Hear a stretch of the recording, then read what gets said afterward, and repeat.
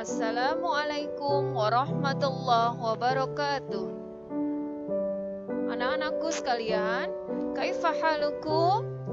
Insyaallah ibu harap bi khair walhamdulillah. Pada kesempatan kali ini kita akan mempelajari tentang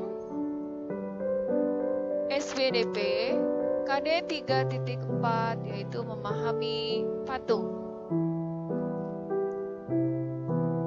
Anak-anakku sekalian yang berbahagia, silakan dibuka buku pulpena kalian halaman 12. Ya. Setelah itu kalian perhatikan secara seksama.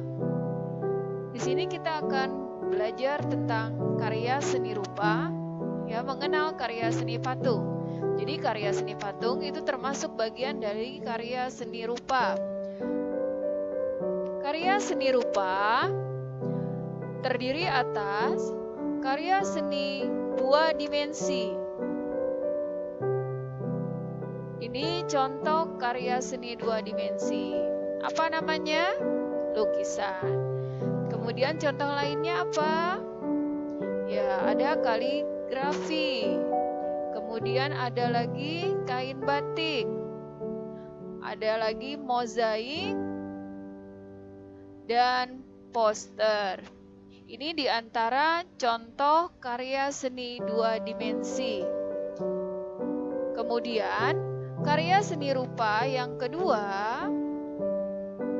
yaitu berupa karya seni tiga dimensi. Apa contoh karya seni tiga dimensi? Nah, ini yang akan kita bahas nanti. Contoh yang pertama adalah patung. Kemudian yang kedua, bisa kalian lihat gambar apa itu? Arsitektur. Kemudian yang ketiga, ini adalah contoh gerabah. Yang keempat adalah contoh keramik.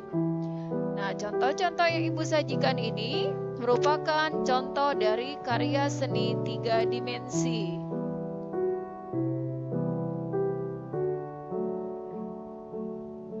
Oke, selanjutnya kita lihat ada perbedaan antara karya seni dua dimensi dengan karya seni tiga dimensi.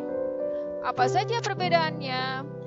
Perbedaan yang pertama, kalau karya seni dua dimensi ini hanya memiliki dua ukuran. Apa itu?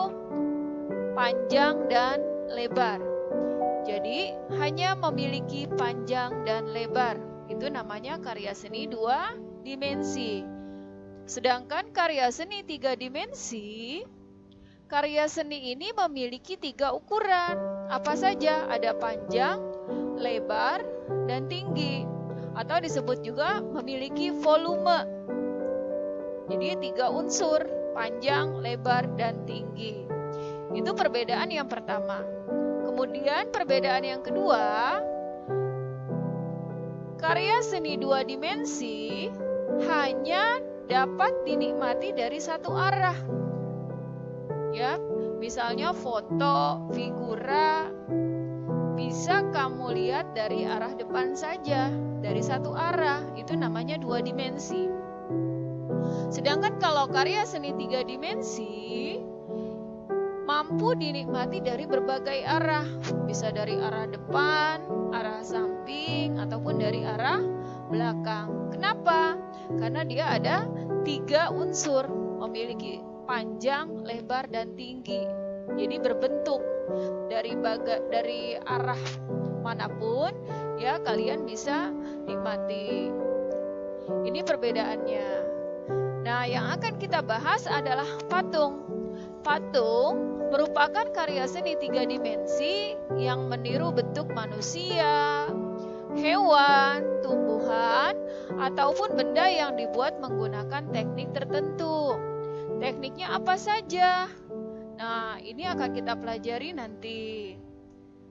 Kemudian, kita lihat selanjutnya, patung berdasarkan fungsinya terbagi menjadi yang pertama patung religi. berdasarkan fungsinya ya. Yang pertama namanya patung religi. Apa sih fungsinya? Untuk sarana beribadah dan bermakna religius bagi sebagian umat beragama. Mana contohnya? Nih, kita lihat ya. Ini adalah contoh gambar patung religi. Ini digunakan sebagai sarana untuk beribadah.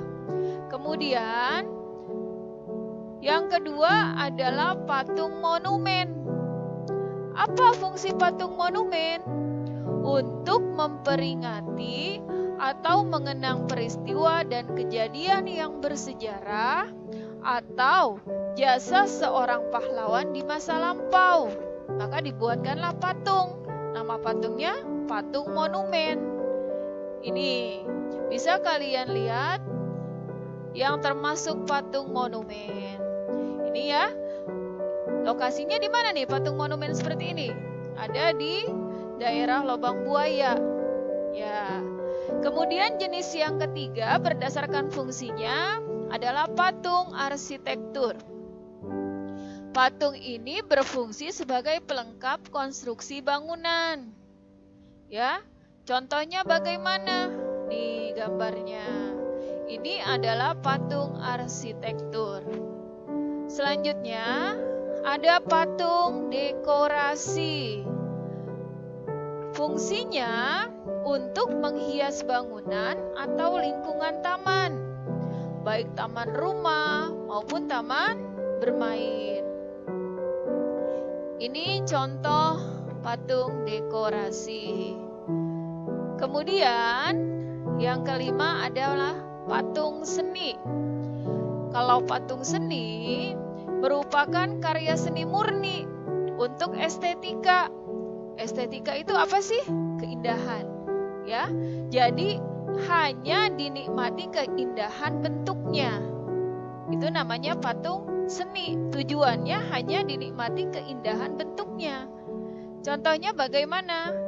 Ini adalah contoh patung seni. Ya.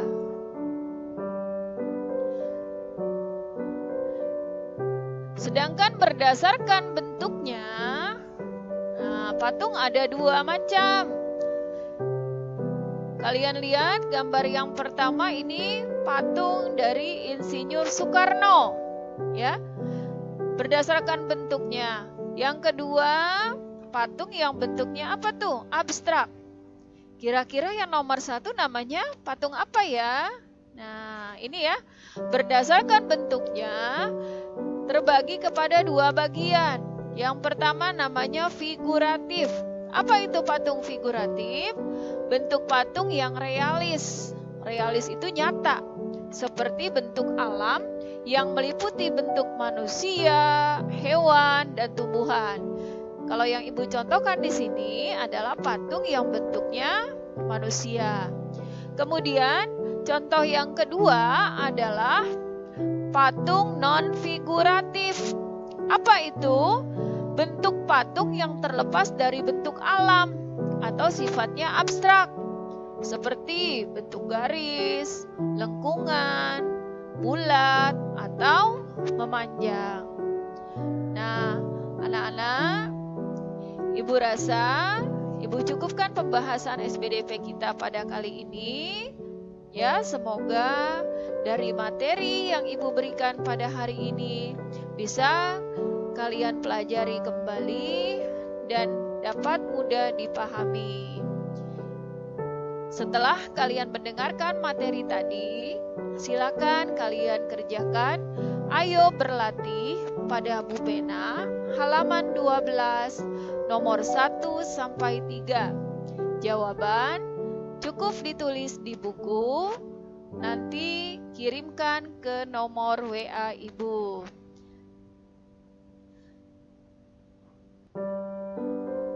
Cukup sekian pembahasan pada hari ini. Lebih kurangnya Ibu mohon maaf. Ibu akhiri dengan wassalamualaikum warahmatullahi wabarakatuh.